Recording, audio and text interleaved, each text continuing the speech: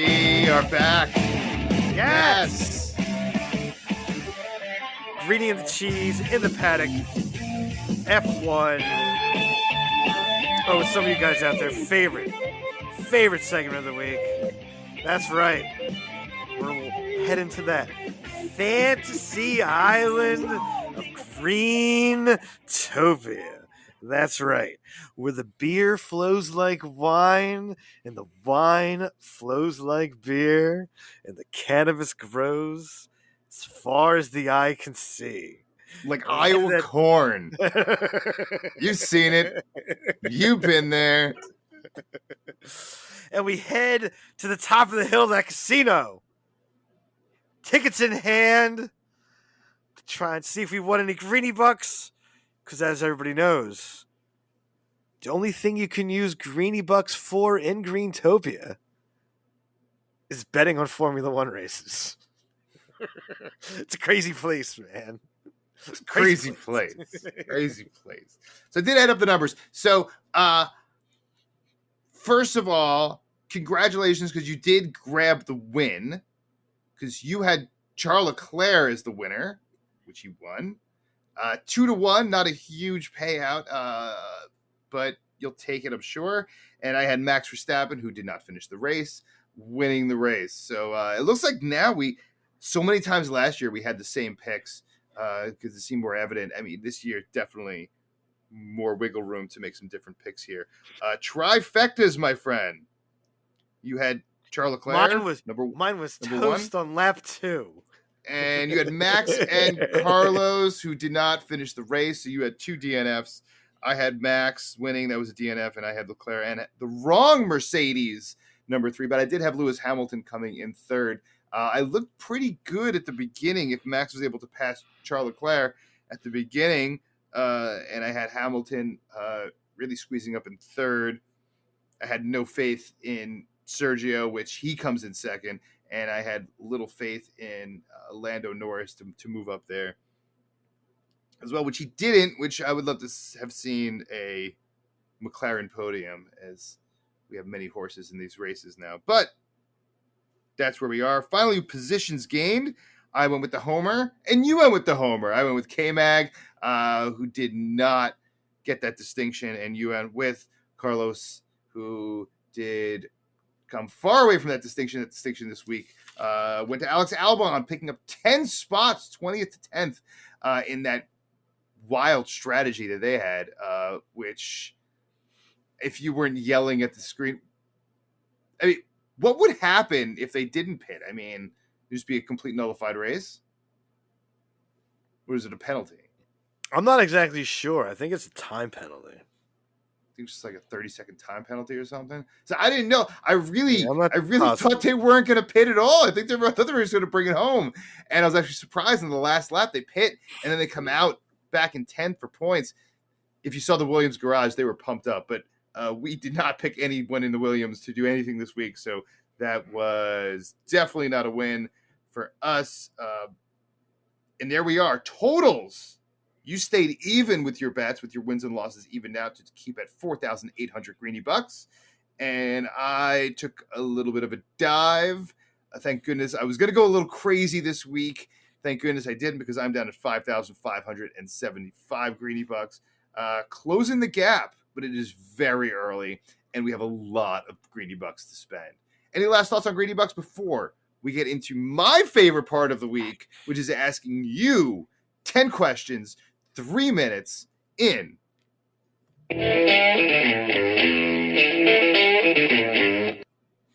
Life in the fast lane.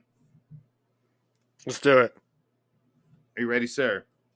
I'm ready, sir. Cue up my music. So it is time. And we go. Mercedes is putting up consecutive points in 3 straight races. How do you feel about these 3-horse battle for the constructors this year? I think it's going to keep going. I mean, Mercedes keeps putting points on the board. Red Bull's having reliability issues. So, yeah, it's definitely going to be a 3-horse race, I think. Next. McLaren is finally on the board. Is it a fluke or a step in the right direction? I hope this is a step in the right direction. I'd like to see more teams in there. Definitely a classic Formula One team, but definitely more teams makes it more fun. Next. Russell ahead of Hamilton 2 out of 3 races. Can Russell really beat Lewis this year? Yeah, I think he's got a better handle on the new car than Lewis does right now. He seems to have a little bit more balance on his twitchy. So, yeah, it definitely probably can happen. Next. Verstappen, DNF 2 out of 3 races. Should Red Bull fans be nervous? Absolutely. Max was pissed as hell. 2 out of 3 races, power plant issues. That's a big deal. Next. Your losers, Haas, 13-14 this week. Is this more of a reality for Haas?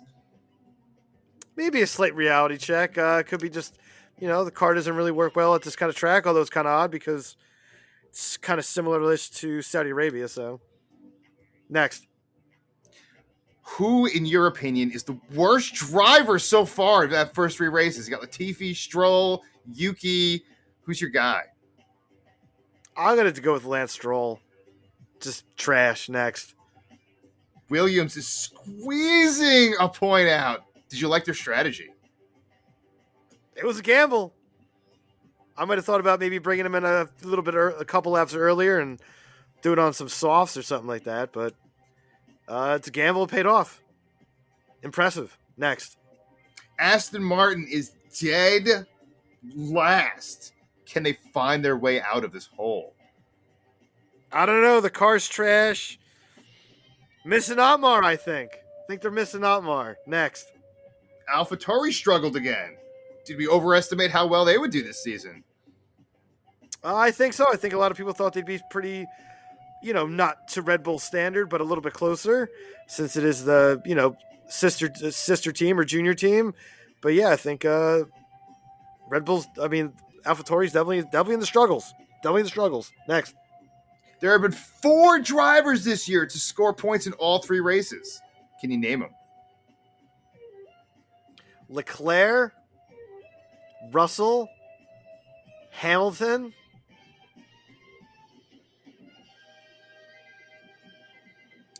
At the buzzer. That's 3.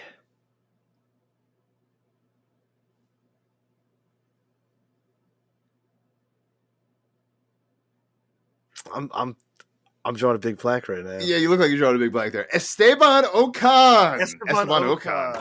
Ocon having a great season there quietly. Looking good as well. Any final thoughts about Australia as we pack our bags and move on to our next destination? Oh, next destination, baby. Oh, yeah. Heading back to that little village of Imola. Oh, yeah. The big grin on your face. The big grin on the closest track to Maranello, baby. Ferrari's home track.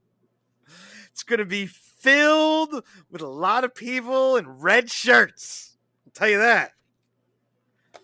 It's going to be hopping. It's going to be a scene. I can't wait. Fortnight's time.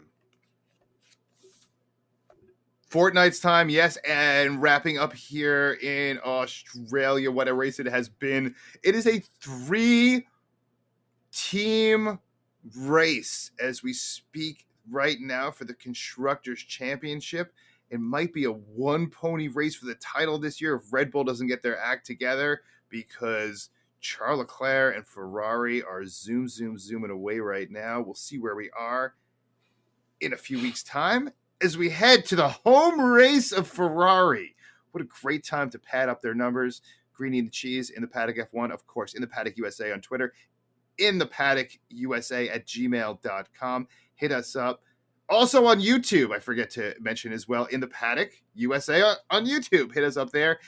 Check out some shows, check out some more stuff there, and we'll be